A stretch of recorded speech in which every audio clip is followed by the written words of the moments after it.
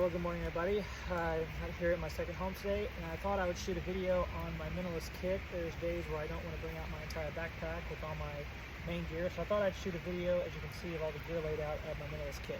So stand by for that. Alrighty, so I thought I'd bring you down a little bit closer to where I have my layout at. All my gear is resting on my schmog that I have rolled up, that I wear as a butt pack around my waist. Resting on the bottom of that is my wool blanket that I keep, and I also have another blanket too that was given to me from my work. It's just a throw blanket that I put underneath my wool blanket to keep my wool blanket off the ground so that way moisture doesn't seep through. All right, so as you can see laid out when I don't feel like taking the whole kit with me, I usually have what's called a Minimalist Kit, and as you can see, everything is laid out here perfectly that I have for you. So mind my coffee cup. I do have coffee in here. I just put on a fresh pot of coffee. Not like a cold winter morning doesn't like having a nice cup of coffee at a cold winter's morning. All right, so let's dive into the kit here, and I'll go one by one on what I got. Okay, so let's talk cover elements real fast. So obviously you saw I got my schmog that my gear's laying on. I got the wool blanket, and I got the throw blanket. I'm also wearing another schmog around my neck as a backup. I also got the coat that I'm wearing. I'm also dressed appropriately. So for the cover elements, always a pair of gloves, so that keep my hands safe when I'm woodworking, processing wood, working around the fire. Keep my hands safe. Always wear gloves, no matter who you are. Always take gloves with you. Next, I know I'm probably gonna get a lot of criticism for this one, but I have with me a Coldtree Eco Mine Goods hammock. This is just a basic outdoor hammock. It's a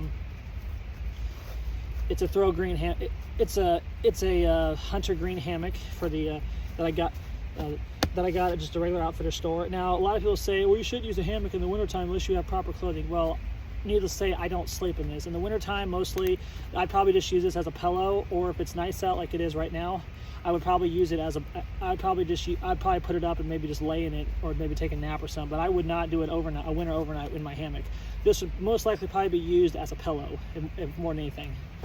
All right, so as you can see, very, very, very minimalist when it comes to my cover elements. Alrighty, so let's talk containers now. So obviously I'm always going to have that single wall metal water bottle to boil in. As you can see, it's been through the ringer quite a bit. I've had this thing in the fire. It was just hanging in the fire like 10 minutes ago when I was boiling water for my coffee, which is what's in my nesting cup here. Always my nesting cup. As you can see, it's already got a fresh pot of coffee in there right now that I've been drinking. Works good. So boiling water, cooking food, making medicine. So this would be my cover. These would be my containers for my Minimalist Kit. Oh, and also one more thing. 2% tincture of iodine to go with that to disinfect water if I don't have the ability to boil water, which I do, but that would always be my backup. So water collection, containers, everything you see. All right, now let's talk combustion now. Two ways to light a fire. Ferrocerium rod with duct tape on it. Bic lighter with duct tape and some paracord wrapped around that. So this is Cordage. This is Cordage and Combustion right here. Cigarette lighter, your go-to. Ferro rod, already just a basic section of ferro rod. So pretty minimalist when it comes to fire. 2 is 1, 1 is none. Always remember that. All right, let's discuss the big one now. Cotton material. Always in my pocket or in my coat pocket, I always carry 100% cotton bandana. The schmog that I'm laying on right now, that's 100% cotton. The schmog around my neck, that's 100% cotton. Now, I don't recommend you wear 100% cotton if you're going to be out in the snow or out in the rain, because cotton absorbs moisture, but always keep some cotton with you in case you need it for survival purposes. Like today, it's okay to wear cotton because there's no rain or snow in the forecast. It's actually really dry out here, so wearing cotton is actually okay because it's not going to absorb any moisture out here. So always make sure. So always cotton material, whether it's a schmog, a bandana, just have cotton material with you. Okay, cordage. So obviously we're gonna have our number 36 bank line for all utility purposes, tripods, makeshift putting down tent stakes. You know, this is my expendable cordage. So if I need to use this really quickly and just get rid of it, all I got to do is just cut the link off I need, and I use that to tie down a stake, tie down a quick tripod, whatever I need to use bank line for. I'm going to use it and I'm going to get rid of it. My paracord, however, though, I got a 50 foot hank of whipped paracord. That's my utility cordage. I can also use this in conjunction with my bank line to set up a quick deployable ridge line if I need to. Small Hank paracord, about 6-7 foot right here. This just goes in my pocket. This is my utility cord. I usually keep this right here. If I'm wearing a coat, it stays right there in my coat, in my pocket. And that's the pocket right here that I keep my lighter and my bandana in. And this right here, this cordage management system, this is just some loops that I tied on. Big part, it's kind of a mess here, so kind of get it unraveled here on camera for you. So as you can see, we have one here. We have one dark green and 2 light green. These 2 light greens are for my blanket system that I have here.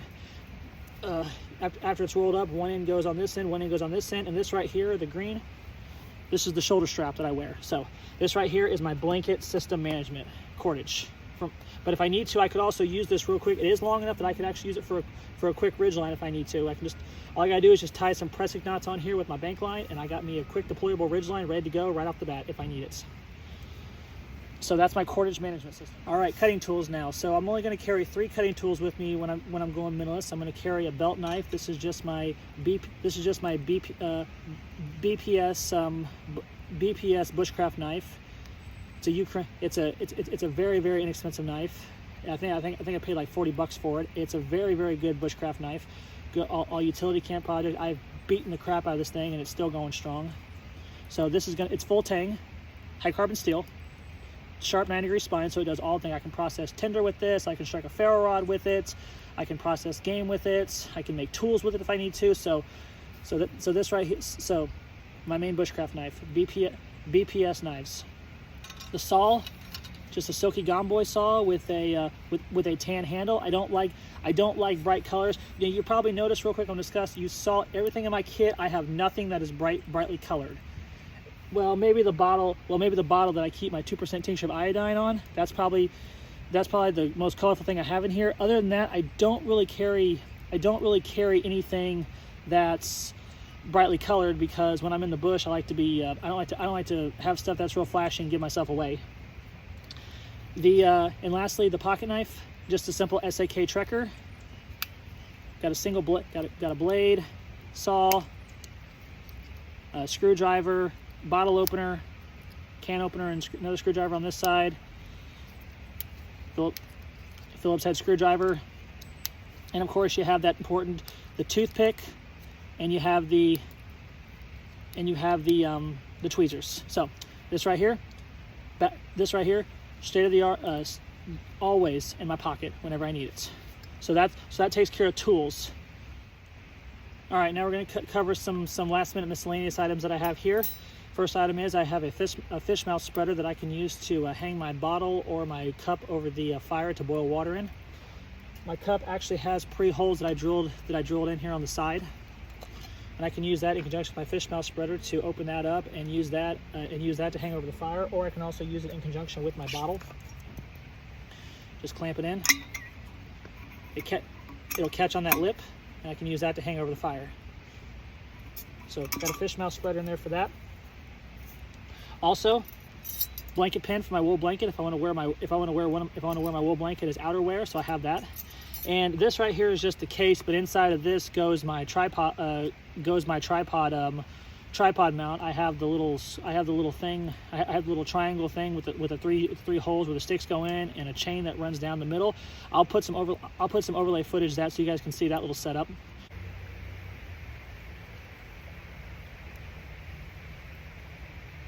But this is just some miscellaneous items that I have here, ready to go. So yeah. Alright, so that's gonna do it for this video. Again, that was my minimalist kit that I carry. I don't sometimes when I don't feel like carrying the whole kit, or if I just want to do some simple camp projects and I want to keep it simple out in the bush, I'll carry a very small minimalist kit. You saw I have cutting tools, containers, combustion device, cover elements, cordage. So I got the main 5 C's that Dave Canterbury preaches, and of course some extra things too. But as long as I have those 5 things, I should be good to go.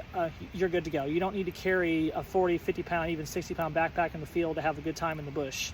You know, you carry what you need, and then you use the bush to craft what you need off the land.